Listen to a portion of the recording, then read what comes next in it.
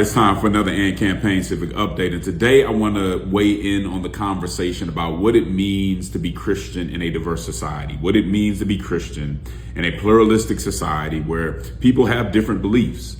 How can you be faithful and also respectful of others in the public square? All right, so we're going to get into that. And let me say, I want to just say I'm excited that we're having this conversation. It's a very important conversation. So I've seen leaders like Dr. E. Dewey Smith and others talking about this, and we have to talk about it as a church. We have to think through it as a church to make sure that we're going about it in the right way and not violating our neighbors in a way that we shouldn't. All right, so very good conversation. Glad we're having it in a respectful way. To be frank, though, I do have a couple concerns about how it's being discussed in some ways. And I'm not going to ascribe any particular motives to people. I don't know people's motives. But I think the effect of how we're talking about this could lead Christians to believe that they can't bring their values into conversations about politics and culture. And I think that's wrong. I think from a theological point of view, but also from an American civics point of view, there's a better way to go about it. So I want to get into that. Because what I'm hearing from some people is basically, since others disagree with you on some very serious issues, those issues need to be set aside when you're talking about politics or when you're talking about culture. And again, I don't think that's right. But let me be charitable, because what I think people are getting at is they're trying to push back against a sort of Christian nationalism. And Christian nationalism says that Christianity should have a kind of privileged status in American democracy. And so what it ends up doing is it ends up imposing Christian values on people who aren't believers, who don't believe. It basically says that the Bible says this, so you must obey this because the Bible said it, even though you don't believe in the Bible. And I want to be very clear, that is wrong. So I think the instinct to push back against that sort of Christian nationalism is right.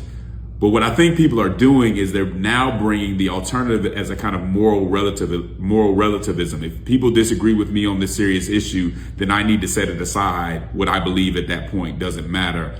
I don't think that's quite it. And so I want to get into a better way to address this, all right? Because just because we're pushing back against Christian nationalism doesn't mean that you don't bring your values into the public square.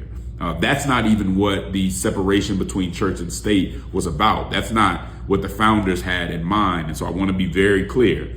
We want to respect people's beliefs. We want to acknowledge the Bill of Rights and the rights that people have that should not be violated.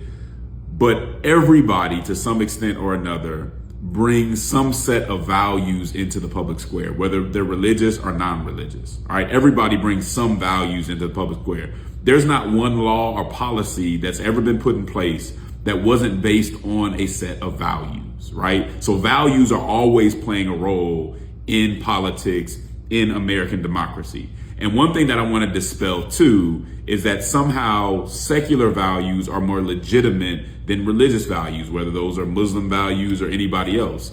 That's not true. Just because a value is secular doesn't mean that it has some sort of legitimacy, nor does it mean that because a value is religious that it's illegitimate. I mean, let's just think of the idea that thou shalt not murder.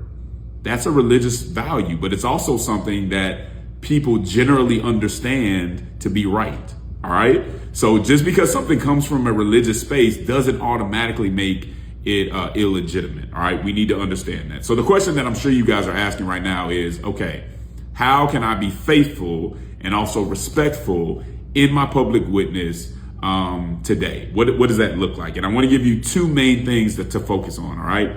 Number one, you have to understand that you do not impose your values on other people. In a democracy, you have to persuade people, right? So I don't just come and say, I believe this, you got to believe it too. No, I have to persuade you that it's right. There are some Christian values that probably don't need to be, that just can never apply to everybody. Like, I'm not going to push a law that says everybody needs to go to church on Sunday. Every Christian will go to church on Sunday. That's not necessary for a democracy. So there are some of those values like that.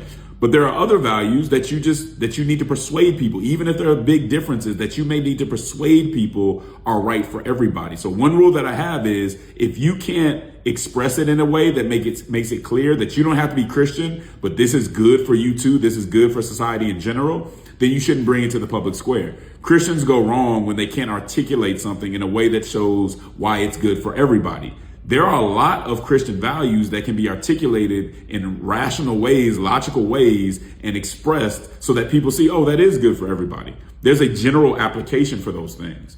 One of the comments that has been made is, well, if somebody disagrees with you about one of your serious beliefs, then what does your belief mean to them? They shouldn't have to listen to you and all that. And your belief may not mean something to them. But if I can persuade them, if I can have a conversation, it may at the end of the day mean something to them. Let's think about it. People disagree with Christians about slavery, about eugenics. We don't just concede the point because somebody else has a personal reason to disagree with us. We respectfully try to persuade them that it's better for human flourishing and helps the human condition to go in a certain way. So it's not about the issue being coming from a religious place or a secular place. It's about, can we help people understand that it's valuable for all of us? So from that standpoint, if I have a atheist neighbor that makes the best argument, then that means in a democracy, his argument wins. And so Christians need to be focused not on setting their values aside, but making arguments and having conversations that persuade people that this is the best thing for everybody. That's the way you do it. So that's the first thing. The second thing in politics or culture is whatever Christians are expressing, we need to express the truth in love. Ephesians 4 talks about expressing the truth in love. Ephesians 4 verses 14 through 15. We have to speak the truth in love. So whatever the issue is, we live in a society that, accepts lies as long as those lies make people feel good in the moment. So sometimes Christians are going to have to come in and say, no, that's a lie. Let me explain to you why that's not the best thing for you. All right. But we have to be willing to express that in love. Again, any idea that we have, we don't impose it. It should go through the democratic process. It should go through the discourse. That's one of the issues that a lot of people had with the transgender conversation, is that it came from academia and it was just imposed on people, but it never went through the discourse of common people so that people could agree before they start imposing these things and adding it to education and all that. And it's the same thing for Christians. You have to go through the public discourse. You don't have the privilege of skipping the public discourse and imposing things on people. Lastly, let me say this. Please understand that it is unfaithful for a Christian to go into the public square and set aside their values. In fact, if you're truly a Christian, that's almost impossible because that's who you are, right? And so we don't have to set those aside. We do have to be respectful. And understand that when a Christian doesn't bring the justice of the gospel and the moral order of the gospel into the public square, not only are we doing a disservice to our neighbors, right? But what we're doing is we're just allowing conservatism or progressivism to have full control of our public witness and our politics.